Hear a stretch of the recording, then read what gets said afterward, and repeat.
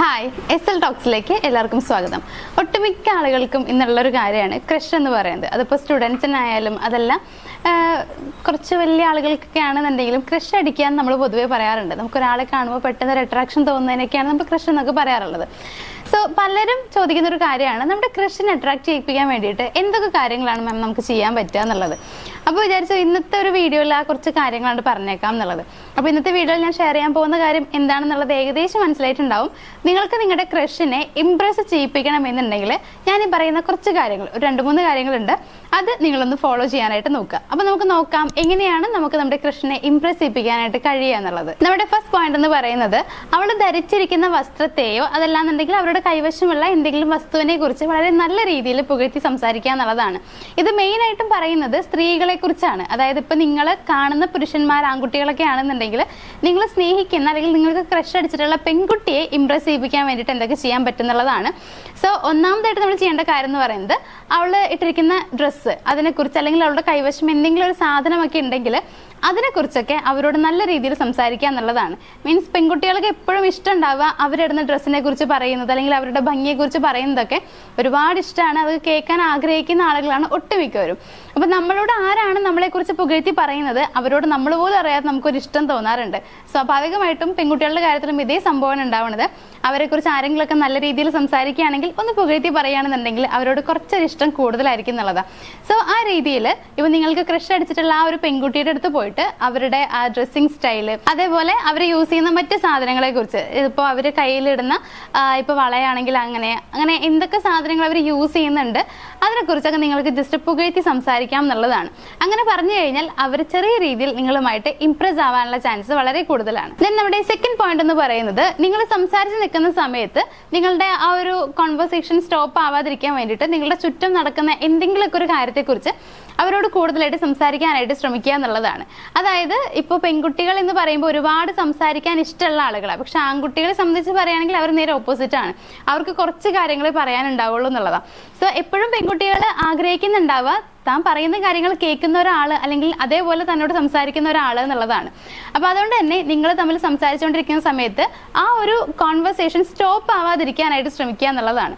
അതിന് വേണ്ടിയിട്ട് നിങ്ങൾക്ക് പുതിയ പുതിയ ടോപ്പിക്കുകൾ അവിടെ കണ്ടുപിടിക്കാനായിട്ട് കഴിയും. ഫോർ എക്സാമ്പിൾ പറയുകയാണെങ്കിൽ, നിങ്ങൾ ഇങ്ങനെ ചുമ്മാ നിൽക്കുകയാണെന്നുണ്ടെങ്കിൽ അവിടെ ഒരു പാട്ട് കേൾക്കുന്നുണ്ടെങ്കിൽ ആ ഒരു പാട്ടിനെ കുറിച്ച് സംസാരിക്കാം. അല്ലെങ്കിൽ അത് എഴുതിയ ആളെ കുറിച്ച് നിങ്ങൾക്ക് അറിയുമെന്നുണ്ടെങ്കിൽ അതിനെക്കുറിച്ച് സംസാരിക്കാൻ നോക്കാം എന്നുള്ളതാണ്. അതായത് നിങ്ങളുടെ ചുറ്റുവട്ടത്തുമുള്ള നിങ്ങൾക്ക് രണ്ടുപേർക്കും കാണാൻ കഴിയുന്ന അല്ലെങ്കിൽ കേൾക്കുന്ന ഒരു കാര്യത്തെക്കുറിച്ച് സംസാരിക്കാനായിട്ട് ശ്രമിക്കുക എന്നുള്ളതാണ്. അങ്ങനെ വരുന്ന സമയത്ത് അവർക്കും നിങ്ങളോട് സംസാരിക്കാൻ പറ്റും, നിങ്ങൾക്കും അവരോട് സംസാരിക്കാനായിട്ട് കഴിയും എന്നുള്ളതാണ്. സോ ഇത്തരത്തിൽ നിങ്ങളുടെ കോൺവെർസേഷൻ സ്റ്റോപ്പ് ആവാതിരിക്കാനായിട്ട് ശ്രമിക്കുക. കുറച്ചധികം നേരം അവരോട് സംസാരിക്കുക. രണ്ടുപേർക്കും അത്യാവശ്യം അറിയാവുന്ന എന്തെങ്കിലും ഒരു കാര്യത്തെക്കുറിച്ച് അവരോട് സംസാരിക്കാൻ ശ്രമിക്കാം. അതേപോലെ തന്നെ ഇപ്പൊ അവർക്ക് പ്രത്യേകിച്ച് ഒന്നും അറിയാത്തൊരു കാര്യമാണ് എന്നുണ്ടെങ്കിൽ പോലും നിങ്ങൾക്ക് അറിയുന്ന നിങ്ങളുടെ അറിവുകൾ അവർക്ക് പറഞ്ഞു കൊടുക്കാം എന്നുള്ളതാണ്. അതായത് നിങ്ങൾക്ക് എന്തെങ്കിലും കാര്യത്തെക്കുറിച്ച് എന്തെങ്കിലുമൊക്കെ പ്രത്യേകമായിട്ടുള്ള അറിവുകൾ ഉണ്ടെങ്കിൽ അത് അവർക്ക് പഠിപ്പിച്ചു കൊടുക്കാം. ഇതൊക്കെ പെൺകുട്ടികൾക്ക് ഒരുപാട് ഇഷ്ടമുള്ള ഒരു കാര്യം തന്നെയാണ്. ദെൻ നമ്മുടെ മൂന്നാമത്തെ ഒരു വഴി എന്ന് പറയുന്നത്, അവളെ യുണീക്കായ രീതിയിൽ നിങ്ങൾക്ക് അഭിനന്ദിക്കാം എന്നുള്ളതാണ്.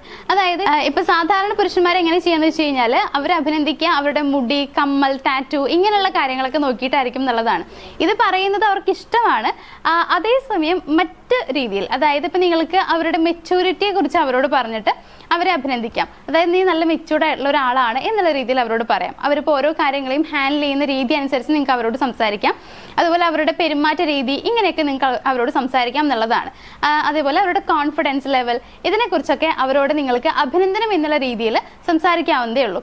സോ ഇത്തരത്തിലൊക്കെ അവരോട് സംസാരിക്കുകയാണെന്നുണ്ടെങ്കിൽ, അതായത് അഭിനന്ദനം എന്നുള്ളത് എല്ലാവർക്കും ഇഷ്ടമുള്ള കാര്യമാണ്.